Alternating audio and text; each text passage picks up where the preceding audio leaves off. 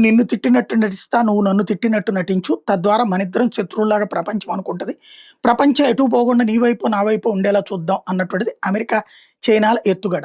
China భావజాలం కలిగిన వాళ్ళే అమెరికాలో ఉన్నటువంటి సోరోస్ గ్రూప్. వాళ్ళే అక్కడ ఉన్న ప్రభుత్వాన్ని నడిపేది.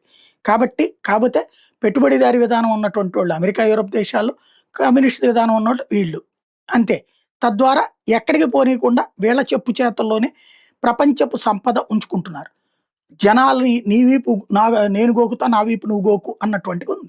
మొన్న 100% సుంకాలేసినటువంటి అమెరికా అధ్యక్షుడు ట్రంప్ జిన్పింగ్‌తో అర్జెంట్‌గా వెళ్లి ఎయిర్‌పోర్ట్‌లో కలిసి ఆ సుంకాలు తీసేశాడు. రేర్ ఎర్త్ మినరల్స్ ఇస్తాననగానే. అంటే ఇక్కడ ముందుగానే అనుకున్నట్టుగానే అంత వేగంగా సుంకాలేసాడు, అంత వేగంగా తీసేశాడు.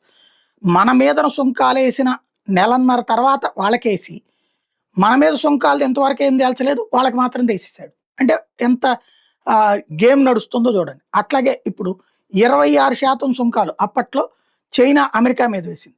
వాటిని తీసేయడం ద్వారా వీళ్ళు రిటర్న్ గిఫ్ట్ ఇచ్చారనమాట.